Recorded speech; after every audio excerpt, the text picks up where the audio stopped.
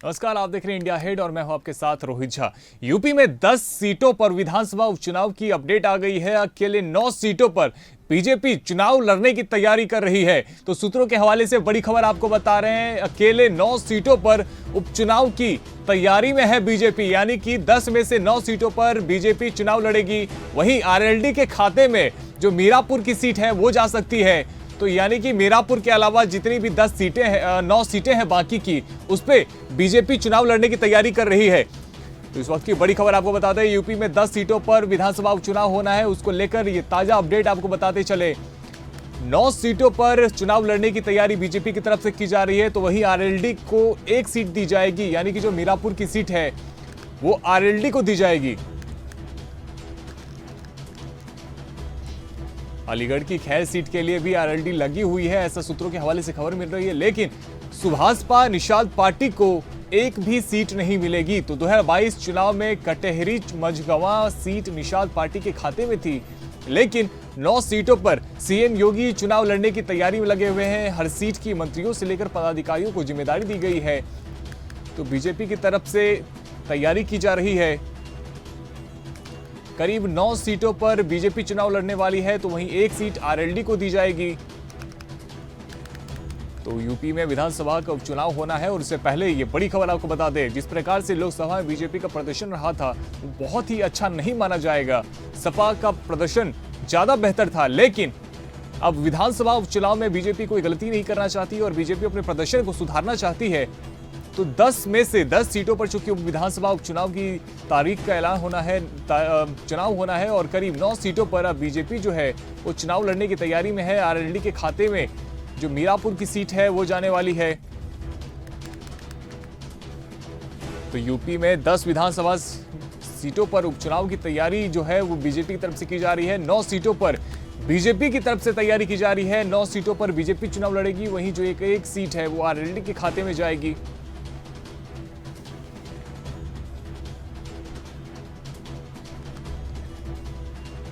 तो ज्यादा जानकारी के लिए हमारे साथ राशिद सिद्दीकी जुड़ रहे हैं।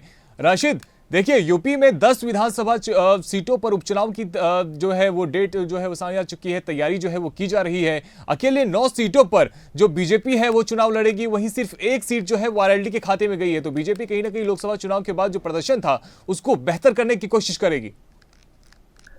जी बिल्कुल रोहित, अगर हम बताना चाहेंगे जिस तरह से लोकसभा में करारी हार के बाद जिस तरह से पार्टी आला कमान काफी नाराज दिखे थे, क्योंकि उत्तर प्रदेश के अंदर बीजेपी की जो राजनीति है वो कहीं ना कहीं से कमजोर देखी गई थी, और जो शायद यही कारण रहा हो कि समाजवादी पार्टी का एक अच्छा उत्तर प्रदेश में देखने को मिला है। तो इस तरह में काफी मंथन के बाद जिस तरह से अब जो सीटों को बंटवारा है उसको लेकर पार्टी हाईकमान की तरफ से एक मीटिंग की गई थी। उसमें सारी जिम्मेदारी मुख्यमंत्री योगी आदित्यनाथ के ऊपर डाल दी गई थी। तो इसका साफ तौर से मुख्यमंत्री योगी आदित्यनाथ ने बिल्कुल स्पष्ट तरीके से वो जो है मीटिंग कर ये किया है कि 9 सीटों से जो है बीजेपी अपने उम्मीदवार उतारेगी, एक सीट जो है वो आरएलडी को देगी। हालांकि जो है एनडीए की जो पार्टी, एनडीए का जो दल है उसमें कहीं ना कहीं सुभाषपा भी आते हैं, पल्लवी पटेल भी आती है, लेकिन हालांकि उनमें से अभी किसी को सीट देने की बात नहीं हुई है। अब आकलन यही लगाया जा रहा है कि क्योंकि मुख्यमंत्री ने यह फैसला ले लिया है तो जाहिर सी बात है वो 9 प्रत्याशी वो बीजेपी के ही होंगे और एनडीए की दल से सिर्फ जो है आरएलडी का एक प्रत्याशी उतारा जाएगा। राशिद, इससे पहले भी हमने देखा था किस प्रकार से जो मंत्री हैं उनको भी जिम्मेदारी दी गई थी। बताया गया था कि एक सीट पर 3-3 मंत्रियों को जिम्मेदारी दी गई है। तो कहीं ना कहीं बीजेपी की तरफ से और एनडीए की तरफ से पूरी तैयारी की जा चुकी है। जी देखिए, क्योंकि लगातार अभी इससे पहले मुख्यमंत्री योगी आदित्यनाथ ने एक बैठक ली थी और बैठक में दोनों डिप्टी मौजूद थे। बैठक को लेकर इसी बात पर चर्चा हुई थी, हार के विषय में भी चर्चा हुई थी, और ये हुआ था कि इसको मुख्यमंत्री योगी आदित्यनाथ खुद एक फैसला ले, और फैसला लेने के बाद कैंडिडेट की घोषणा भी जो है वो योगी ही करेंगे। और इसके बाद जिस तरह से लगातार योगी आदित्यनाथ का दौरा था, और दौरा के दरमियान लोगों से लोगों से बातचीत कर रहे थे, जो पार्टी कार्यकर्ता हैं, जो जिला अध्यक्ष हैं, कि पार्टी की छवि क्या है। तो इसको लेकर ये भी कयास लगाया जा रहा है कि कहीं ना कहीं से ये सारा फीडबैक लेने के बाद योगी आदित्यनाथ ने ये निर्णय लिया है कि 9 सीटों पर जो है अपना बीजेपी का प्रत्याशी उतारेगा और एक सीट पर सिर्फ एनडीए के गठित दल का आरएलडी का प्रत्याशी होगा। राशिद, देखिए कहीं ना कहीं बीजेपी के लिए और एनडीए के लिए अग्निपथ जैसा है, क्योंकि जिस प्रकार से लोकसभा में हमने बात की कि उनका प्रदर्शन बहुत बेहतर नहीं था और 2027 में विधानसभा का चुनाव होना है, उससे पहले अब सबकी नजर इस बात पे होगी कि बीजेपी क्या वापसी कर सकती है, क्या खुद को मजबूत पार्टी के तौर पे अभी उत्तर प्रदेश में वो स्थापित करती है। क्योंकि जिस प्रकार से लगातार सपा जो है वो उभरती जा रही है, तो ऐसे में बीजेपी को मजबूत करना होगा और 10 में से ज्यादा सीटें जीत कर दिखाना होगा। हाँ जी बिल्कुल रोहित, क्योंकि ये अब कहीं ना कहीं जिस तरह से योगी आदित्यनाथ के ऊपर अब पूरी तरह से जो पार्टी की जिम्मेदारी बन गई है उत्तर प्रदेश की पूरी तरह से, क्योंकि कई बार इसको लेकर पार्टी में वाद विवाद भी चलता रहा है, नाराजगी भी चलती रही, जिसको दिल्ली के अंदर बैठक करने का निर्णय लिया गया और अब सारी जिम्मेदारी जो है योगी आदित्यनाथ के ऊपर दे दी गई है। और ऐसे में योगी आदित्यनाथ जिस तरह से लोकसभा चुनाव में करारी शिकस्त के बाद अब एक्शन मोड में नजर आ रहा है, तो ऐसे में एक कयास लगाया जा रहा है कि जिस तरह से वो कानून व्यवस्था की बैठक की समस्या हो या और भी जमीनी स्तर हो, सिंचाई का हो, जमीनों का हो, हर तरह पे, क्योंकि अब छोटी छोटी चीजों पे जिस तरह से योगी आदित्यनाथ अब खुद नजर बनाए रखे हैं, तो ऐसे में कयास लगाया जा रहा है कि कहीं ना कहीं कोई लापरवाही बर्दाश्त नहीं की जाएगी। तो इसी को लेकर अब वो मैदान में उतर रहे हैं, अपने कार्यकाल को लेकर उतर रहे हैं, अपने कार्यकर्ताओं को लगातार दौरों पे भेज रहे हैं और खुद लगातार दौरा कर रहे हैं। तो ऐसे में ये एक जो उम्मीद जो पार्टी के अंदर देखी जा रही है कि खुद मुख्यमंत्री योगी आदित्यनाथ हर जगह पहुंच रहे हैं, लोगों से संवाद बना रहे हैं, तो इसका कोई थोड़ा जो है लाभ जो है बीजेपी को मिल सकता है। राशिद, यदि मैं समाजवादी पार्टी की बात करूं तो उनकी तरफ से क्या तैयारी की जा रही है? देखिए, समाजवादी पार्टी लगातार जमीनी स्तर पर अपने कार्यकर्ताओं को उतार चुकी है और खुद अखिलेश यादव इस चीज को लेकर लगातार जो है जो जिला अध्यक्ष है उनसे बैठक कर रहे हैं। और ऐसे में उन्होंने कई महत्वपूर्ण बिंदु जो जैसे कि जो सरकार के खिलाफ पकड़ के चला है, लगातार उनके खिलाफ हर एक चीज जैसे कि जो है जमीनी मुद्दा लेकर चल रहे हैं, क्या चीज सरकार से लाभ मिल रही है, क्या नहीं मिल रही है।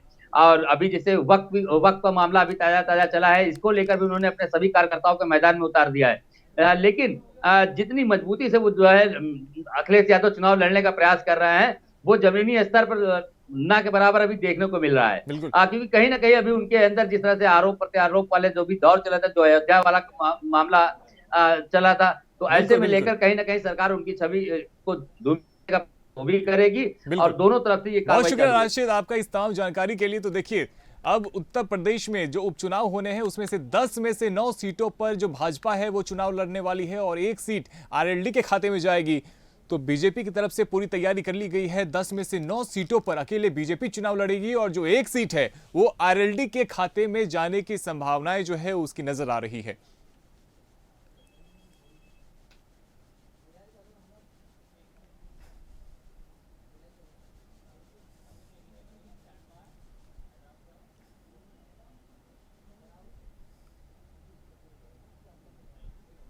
तो चलिए अगली बड़ी खबर आपको बता दें, सीएम योगी आदित्यनाथ कल अयोध्या जाने वाले हैं। तो करमडांडा गांव में राम दरबार का वो अनावरण करेंगे।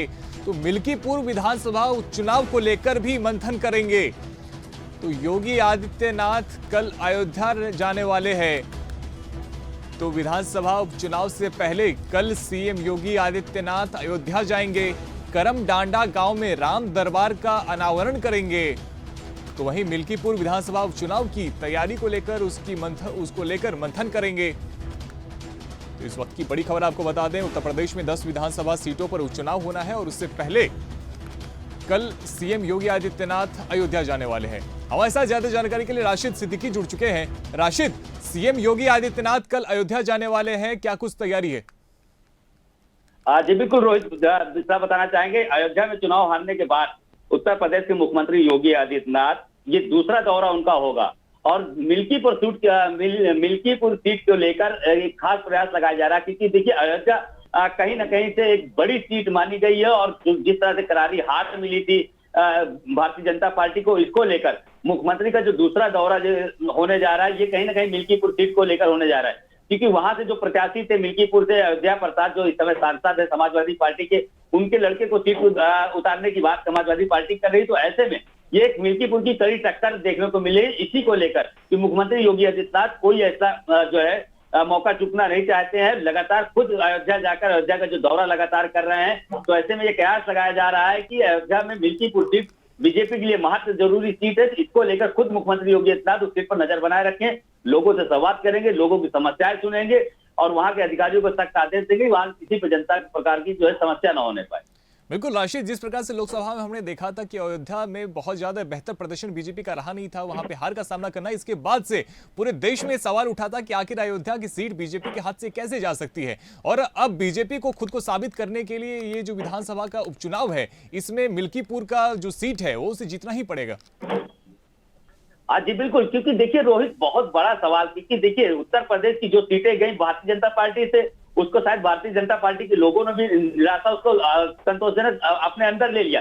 लेकिन सबसे बड़ा सवाल जो देश के अंदर गया कि अयोध्या के अंदर राम मंदिर का उद्घाटन करने के बाद, प्राण प्रतिष्ठा का जो है पूरा जो कार्यक्रम चलाने के बाद, जिस तरह से लगातार उनके मन में एक ये थी कि अयोध्या सीट उनके ही खाते में जाएगी, लेकिन जिस तरह से अयोध्या की जनता ने भारतीय जनता पार्टी को वहां से नकारा, उसके बाद से लगातार अयोध्या की नजर लगातार केंद्र से लेकर अब उत्तर प्रदेश की जो है सरकार के ऊपर भी है, क्योंकि वो सीट कहीं ना कहीं तो उत्तर प्रदेश की सरकार के लिए एक महत्वपूर्ण सीट है और बीजेपी हर एक संभव प्रयास करेगी अयोध्या की मिल्कीपुर सीट जीतने के लिए, क्योंकि कहीं ना कहीं से मिल्कीपुर जिस तरह से सरकार में किरकिरी मची है, जिस तरह से लोगों को कमेंट आ रहे हैं, जिस तरह से मिमिक्रियां बन रही है, तो उस चीज को बचाने के लिए खुद स्वयं मुख्यमंत्री योगी आदित्यनाथ हर संभव प्रयास करेंगे मिल्कीपुर सीट जीतने का। बहुत शुक्रिया राशिद आपका इस तमाम जानकारी के लिए। तो देखिए, इस वक्त की बड़ी खबर आपको बता रहे हैं, कल सीएम योगी आदित्यनाथ अयोध्या जाने वाले हैं, अयोध्या के दौरे पर रहेंगे, वहीं करमडांडा गांव में राम दरबार का अनावरण करेंगे और मिल्कीपुर विधानसभा उपचुनाव को लेकर भी मंथन करेंगे।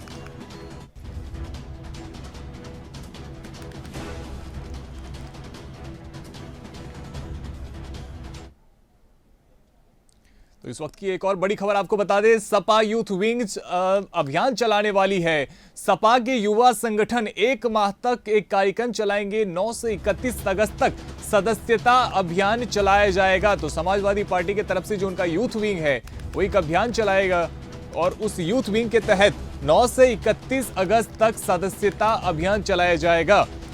तो समाजवादी पार्टी की तरफ से सदस्यता अभियान चलाया जाएगा। युवा विंग की तरफ से ये पूरा कार्यक्रम रखा गया है, जहां पर 9 से 31 अगस्त तक जो समाजवादी पार्टी में ज्यादा से ज्यादा लोगों को शामिल किया जा सके, इसको लेकर सदस्यता अभियान चलाया जाएगा। तो इस वक्त की बड़ी खबर आपको बता रहे हैं, जिस प्रकार से विधानसभा का उपचुनाव होना है और उससे पहले 31 अगस्त तक, 9 तारीख से लेकर 9 से 31 अगस्त तक समाजवादी पार्टी की तरफ से सदस्यता अभियान चलाया जाएगा। 2024 के लोकसभा में 37 सीटें जीतने के बाद अखिलेश यादव, अब देखिए अखिलेश यादव की पार्टी समाजवादी पार्टी की तरफ से सदस्यता अभियान चलाया जाएगा।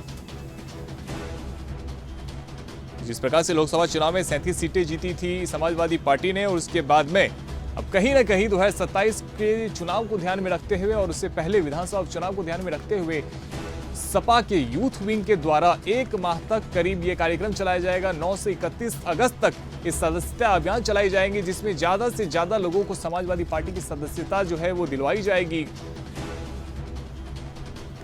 तो लखनऊ से आपको बड़ी खबर बता रहे, समाजवादी पार्टी के यूथ विंग के द्वारा एक अभियान चलाएगा, जिसमें 9 से 31 अगस्त तक ज्यादा से ज्यादा लोगों को सदस्यता दिलाने के लिए अभियान चलाया जाएगा। इसमें वो तमाम लोग जो पिछड़ी जाति से आते हैं, जो मुसलमान हैं, यादव हैं और इसके अलावा जो दलित हैं, उन सबको ज्यादा से ज्यादा जोड़ने की, समाजवादी पार्टी से जोड़ने की कोशिश की जाएगी। हमारे साथ में ज्यादा जानकारी के राशिद सिद्दीकी जुड़ चुके हैं।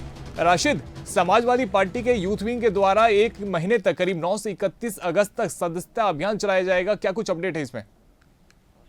जी बिल्कुल, जिस तरह से लगातार जो है अखिलेश यादव का लेकर एक बैठक हुई थी और बैठक के अंदर एक निर्णय लिया गया था कि जो यूथ विंग के लोग हैं वो लगातार जाएंगे, विश्वविद्यालयों में जाएंगे, स्कूलों में जाएंगे और लगातार इसका जो विंग चलाएंगे और वहां पर सदस्यता अभियान चलाएंगे, ज्यादा से ज्यादा लोगों को जोड़ेंगे और सरकार की जो नाकामी है वो लोगों को बताया जाएगा। साथ ही साथ में लोगों के पास किस तरह की समस्याएं हैं वो उनकी समस्याएं सुनकर उसको खुद जो है सदन में उठाया जाएगा। तो इस तरह की बातों को लेकर जो यूथ विंग है वो कहीं ना कहीं से 9 से 31 अगस्त तक लगातार मैदान में नजर आएगी और हर जो है और इसको साथ ही साथ 10 सितंबर को भी एक जो है कार्यक्रम चलाया जाएगा, जिसमें सभी को सम्मानित किया जाएगा।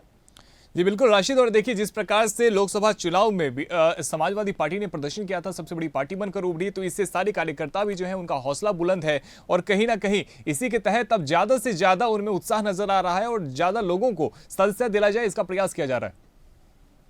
हाँ जी बिल्कुल, क्योंकि जिस तरह से देखिए चुनाव में एक बढ़िया प्रदर्शन समाजवादी पार्टी ने किया था, तो ये इसको लेकर कहीं ना कहीं जो उनके कार्यकर्ता हैं उनके अंदर काफी जो है उल्लास था। लेकिन अखिलेश यादव ने जो लगातार जो मीटिंग कर रहे हैं, उन्होंने इस चीज को लेकर काफी सख्त तेवर अपनाए थे। अपनी सभी कार्यकर्ताओं को लेकर उन्होंने ये निर्देश जारी किया था कि उस खुशी को ये नहीं कि उसमें सिर्फ आप हवाई में रहे, लोगों के बीच संपर्क न बनाए, जनता से संवाद जरूर बनाए रखिए, लगातार उनसे मिलते रहिए, लगातार लोगों को जोड़ते रहिए। आज इसी का हिस्सा जो युवा विंग है, इसको लेकर मैदान में जो उतरने जा रही है, ये कहीं ना कहीं से एक समाजवादी पार्टी के लिए एक अच्छा प्रयास होगा लोगों को अपने साथ जोड़ने का, सरकार की जो नाकामियां है वो बताने का।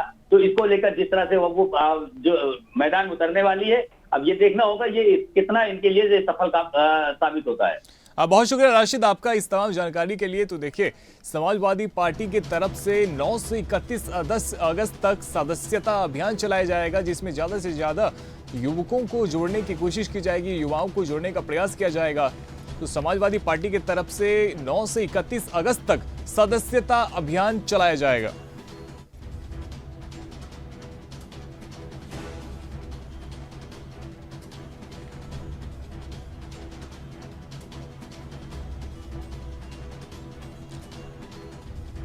तो देखिए समाजवादी पार्टी की तरफ से जो उनके युवा संगठन है, उनकी तरफ से 9 से 31 अगस्त तक सदस्यता अभियान चलाया जाएगा, जिसमें ज्यादा से ज्यादा लोगों को समाजवादी पार्टी से जोड़ने की कोशिश की जाएगी, उन्हें सदस्यता दिलाई जाएगी।